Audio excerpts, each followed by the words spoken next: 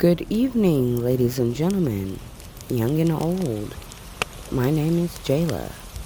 I hope you're having a wonderful day today and that everything is going well in your world. I'd like to welcome you back to my channel, my wonderful bibliophiles. If this is your first time here, then please come on in, make yourself at home, get comfortable, and join the family. As we all know here on Bedtime Stories for Everyone, we gather together to, of course, enjoy a wonderful book that I will be reading for you. Currently, we are on our first book, Philip Pullman's The Golden Compass. If there's a book you would like me to read, please, by all means, make sure you leave it down in the comment section below, and I'll have a look, and maybe I'll be reading your request next.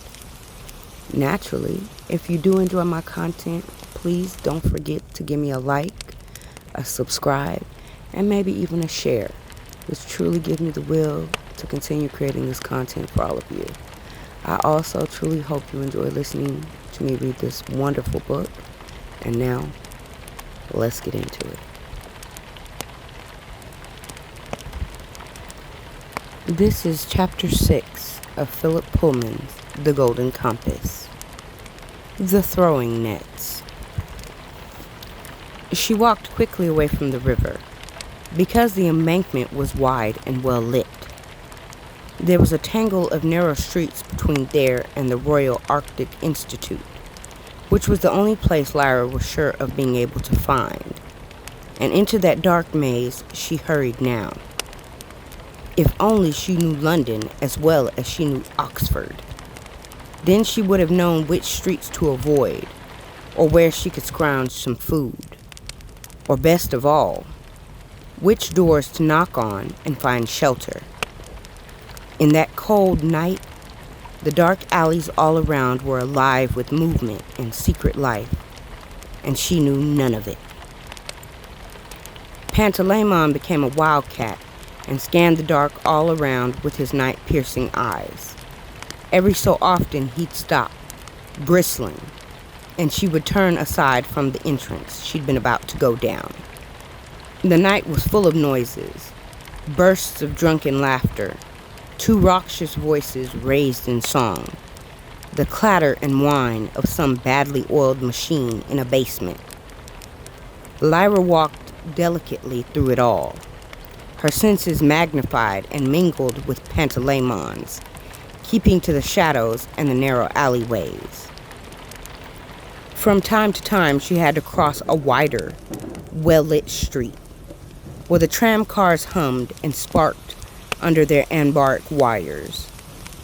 There were rules for crossing London streets, but she took no notice, and when anyone shouted, she fled. It was a fine thing to be free again. She knew that Pantalaimon, patting on wildcat paws beside her, felt the same joy as she did to be in the open air, even if it was murky London air, laden with fumes and soot, and clangorous with noise. Sometime soon they'd have to think over the meaning of what they'd heard in Miss Coulter's flat, but not yet. And sometime eventually they'd have to find a place to sleep. At a crossroads near the corner of a big department store, whose windows shone brightly over the wet pavement, there was a coffee stall, a little hut on wheels, with a counter under the wooden flap that swung up like an awning. Yellow light glowed inside, and the fragrance of coffee drifted out. The white-coated owner was leaning on the counter, talking to the 2 or 3 customers. It was tempting. Lyra had been walking for an hour now, and it was cold and damp. With Pantalaimon a sparrow, she went up to the counter and reached up to gain the owner's attention. "Cup of coffee and a ham sandwich, please," she said. "You're out late, my dear," said a gentleman in a top hat and white silk muffler. "Yeah," she said, turning away from him to scan the busy intersection. A theater nearby was just emptying, and crowds milled around the lighted foyer, calling for cabs, wrapping coats around their shoulders. In the other direction was the entrance of a Chthonic railway station, with more crowds pouring up and down the steps. "Here you are, love," said the coffee stall man. 2 shillings. "Let me pay for this," said the man in the top hat. Lyra thought, why not? I can run faster than him, and I might need all my money later. The top-hatted man dropped a coin on the counter and smiled down at her. His daemon was a lemur. It clung to his lapel, staring round-eyed at Lyra. She bit into her sandwich and kept her eyes on the busy street. She had no idea where she was, because she had never seen a map of London, and she didn't even know how big it was or how far she'd have to walk to find the country. "What's your name?" said the man. "Alice." "That's a pretty name. Let me put a drop of this into your coffee. Warm you up." He was unscrewing the top of a silver flask. "I don't like that," said Lyra. "I just like coffee." "I bet you've never had brandy like this before." "I have. I was sick all over the place. I had a whole bottle, or nearly." "Just as you like," said the man, tilting the flask into his own cup. "Where are you going, all alone like this?" "Going to meet my father." "And who's he?" "He's a murderer." "He's what?" "I told you. He's a murderer. It's his profession. He's doing a job tonight. I got his clean clothes in here, 'cause he's usually all covered in blood when he's finished a job." "Ah, you're joking." "I ain't." The lemur uttered a soft mewing sound and clambered slowly up behind the man's head to peer out at her. She drank her coffee stolidly and ate the last of her sandwich. "Good night," she said. "I can see my father coming now. He looks a bit angry." The top hat man glanced around, and Lyra set off walking toward the theater crowd. Much as she would have liked to see the Chthonic Railway, Mrs. Coulter had said it was not really intended for people of their class. She was wary of being trapped underground. Better to be out in the open, where she could run if she had to. On and on she walked, and the streets became darker and emptier. Endless streets of little identical brick houses, with gardens only big enough for a dustbin. Great gaunt factories behind wire fences, with one anbaric light glowing bleakly high up on a wall, and a night watchman snoozing by his brazier. Occasionally, a dismal oratory, only distinguished from a warehouse by the crucifix outside. Once she tried the door of one of these places, only to hear a groan from the bench a foot away in the darkness. She realized that the porch was full of sleeping figures and fled. "Where are we going to sleep, Pan?" she said, as they trudged down a street of closed and shuttered shops. "In a doorway somewhere? Don't want to be seen, though. They're all so open. There's a canal down there." He was looking down a side road to the left. Sure enough, a patch of dark glimmer showed open water, and when they cautiously went to look, they found a canal basin where a dozen or so barges were tied up at the wharves, some high in the water, some low and laden under the gallows-like cranes. A dim light shone in one window of a wooden hut, and a thread of smoke rose from the metal chimney. Otherwise, the only lights were high up on the wall of the warehouse or the gantry of a crane, leaving the ground in gloom. The wharves were piled with barrels of coal spirit, with stacks of great round logs, with rolls of caoutchouc-covered cable. Lyra tiptoed up to the hut and peeped in at the window. An old man was laboriously reading a picture story paper and smoking a pipe, with his spaniel Damon curled up asleep on the table. As she looked, the man got up and brought a blackened kettle from the iron stove and poured some hot water into a cracked mug before settling back with his paper. "Should we ask him to let us in, Pan?" she whispered, but he was distracted. He was a bat, an owl, a wildcat again.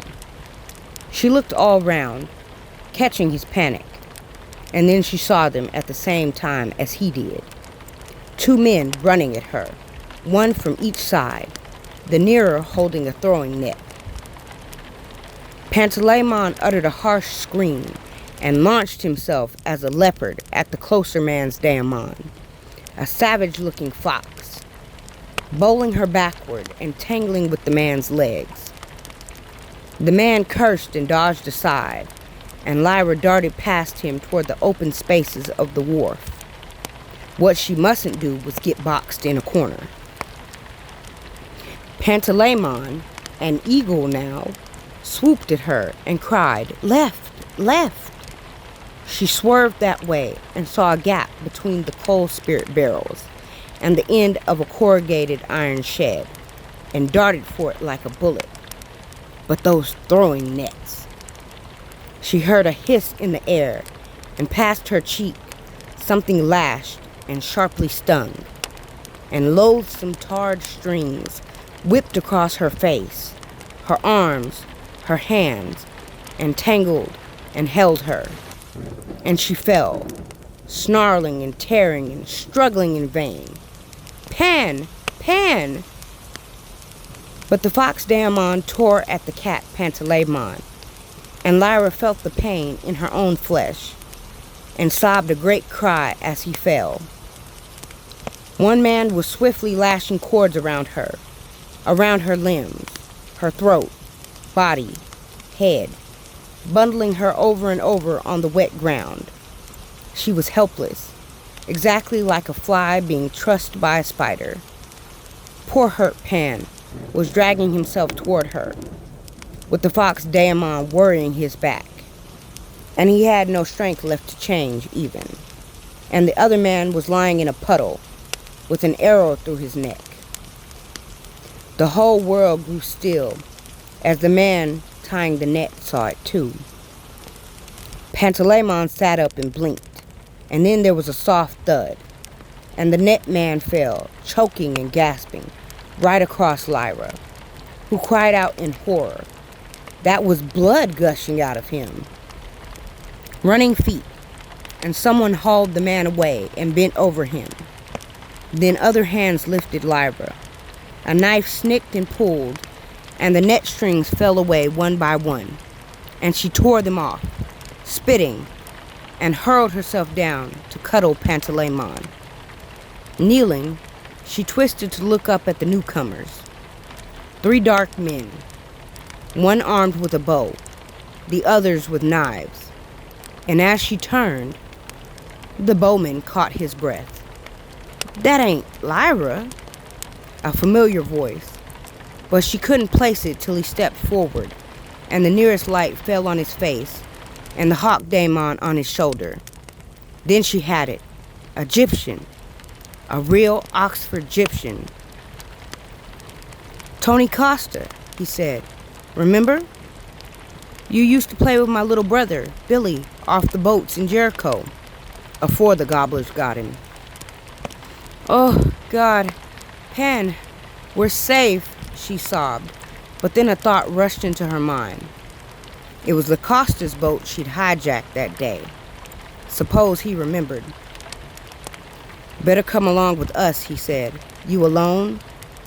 "Yeah. I was running away." "All right. Don't talk now.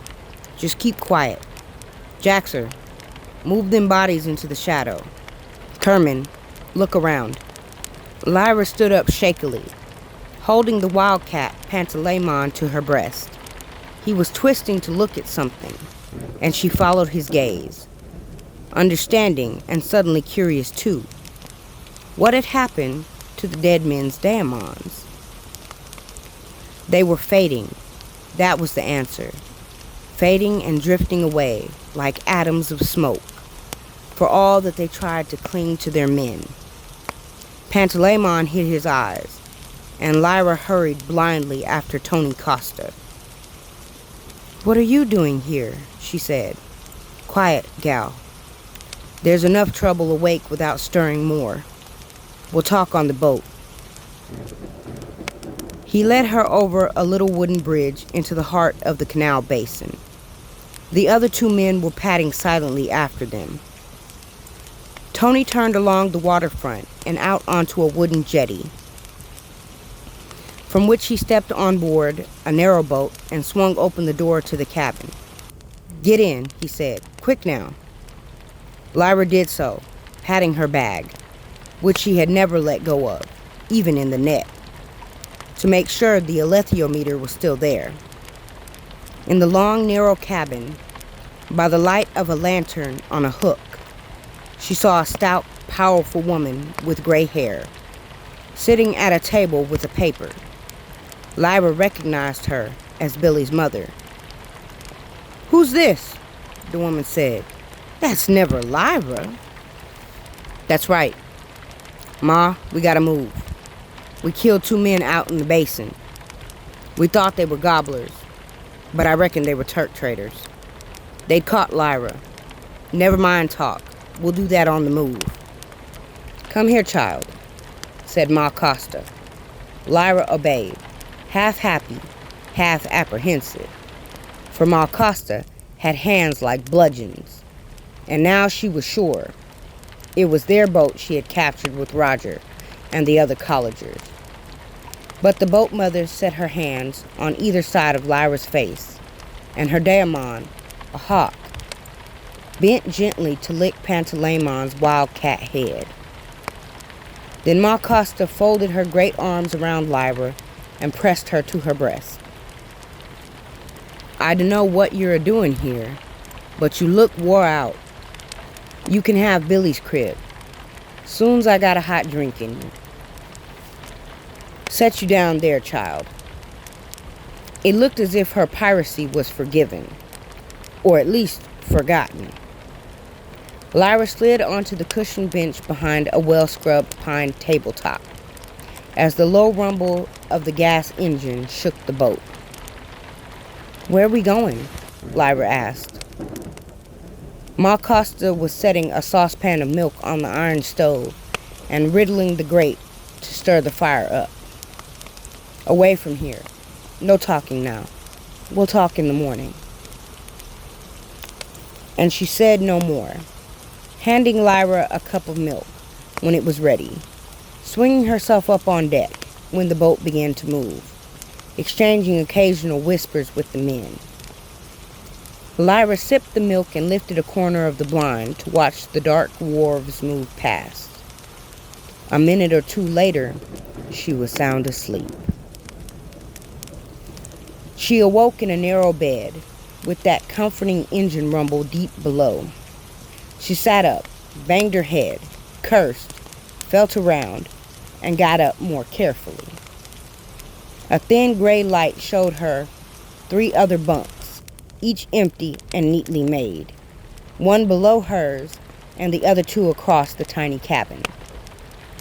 She swung over the side to find herself in her underclothes, and saw the dress and the wolfskin coat folded at the end of her bunk together with her shopping bag. The alethiometer was still there. She dressed quickly and went through the door at the end to find herself in the cabin with the stove, where it was warm. There was no one there. Through the window, she saw a gray swirl of fog on each side, with occasional dark shapes that might have been buildings or trees. Before she could go out on deck, the outer door opened and Ma Costa came down, swathed in an old tweed coat on which the damp had settled like 1,000 tiny pearls. "Sleep well?" she said, reaching for a frying pan. "Now sit down out of the way. and I'll make ye some breakfast. Don't stand about. There ain't room." "Where are we?" said Lyra. "On the Grand Junction Canal. You keep out of sight, child. I don't want to see you topside. There's trouble." She sliced a couple of rashers of bacon into the frying pan and cracked an egg to go with them. "What sort of trouble?" "Nothing we can't cope with if you stay out of the way." And she wouldn't say any more till Lyra had eaten. The boat slowed at one point, and something banged against the side, and she heard men's voices raised in anger. But then someone's joke made them laugh, and the voices drew away, and the boat moved on. Presently, Tony Costa swung down into the cabin. Like his mother, he was pearled with damp, and he shook his woolen hat over the stove to make the drops jump and spit. "What we going to tell her, Ma?" "Ask first, tell after." He poured some coffee into a tin cup and sat down. He was a powerful, dark-faced man, and now that she could see him in daylight, Lyra saw a sad grimace in his expression. "Right," he said. "Now you tell us what you was doing in London, Lyra. We had you down as being took by the gobblers." "I was living with this lady, right?" Lyra clumsily collected her story and shook it into order, as if she were settling a pack of cards ready for dealing. She told him everything, except about the alethiometer. "And then last night at this cocktail party, I found out what they were really doing. Mrs. Coulter was one of the gobblers herself, and she was going to use me to help her catch more kids. And what they do is, Ma Costa left the cabin and went out to the cockpit. Tony waited till the door was shut and cut in. We know what they do. At least, we know part of it. We know they don't come back. Them kids is taken up north, far out of the way, and they do experiments on them. At first, we reckoned they tried out different diseases and medicines, but there'd be no reason to start that all of a sudden 2 or 3 years back.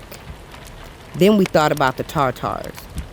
Maybe there's some secret deal they're making up Siberia way, because the Tartars want to move north just as much as the rest, for the coal spirit and the fire mines. And there's been rumors of war for even longer than the gobblers been going. And we reckon the gobblers were buying off the Tartar chiefs by giving them kids, because the Tartars eat them, don't they? They bake children and eat them. They never, said Lyra. They do. There's plenty of other things to be told, and all. You ever heard of the Nalkanans? Lyra said, no, not even with Mrs. Coulter.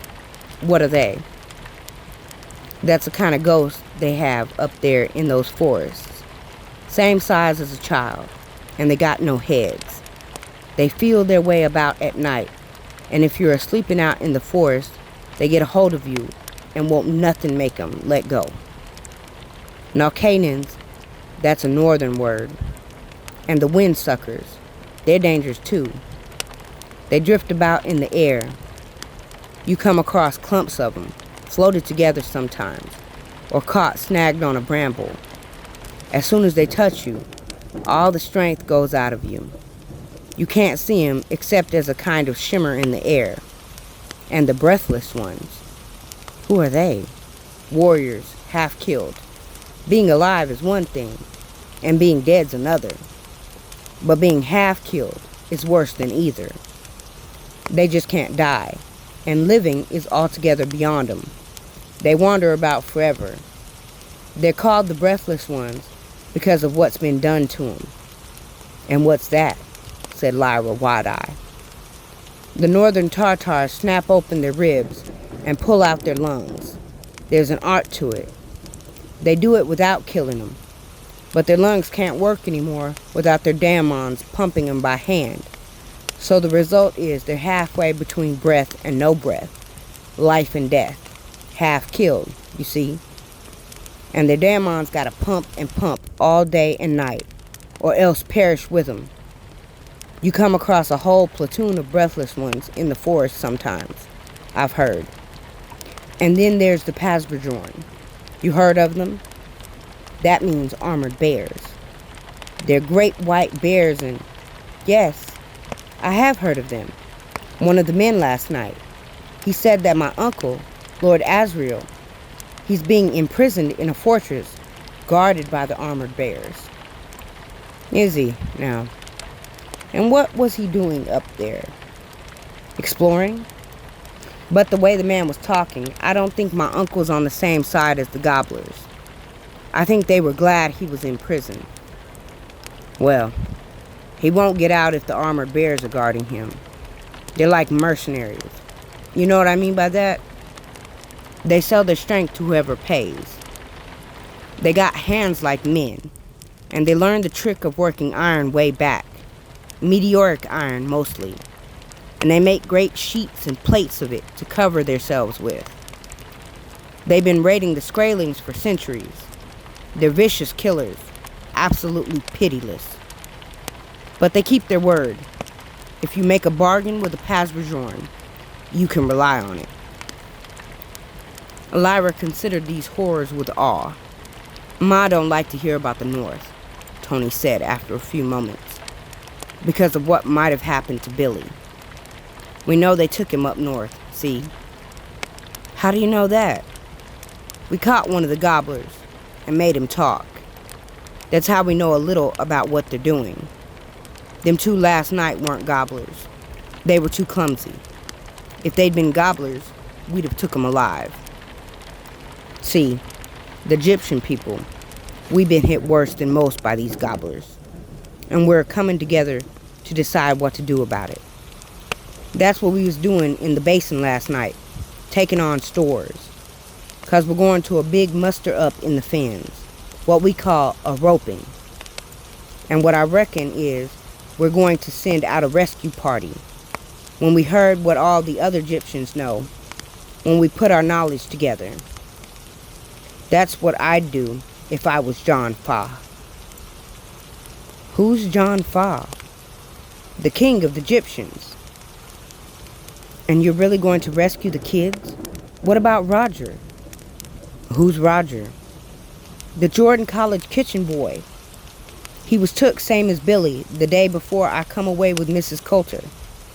I bet if I was took, he'd come and rescue me. If you're going to rescue Billy, I want to come too and rescue Roger. And Uncle Asriel, she thought. But she didn't mention that. Well, my wonderful bibliophiles, this concludes Chapter 6 of Philip Pullman's The Golden Compass. I do hope you enjoyed listening to it as much as I enjoyed reading it to you. I want to wish you a wonderful evening, a good night, and sweet dreams. I look forward to seeing you all again soon.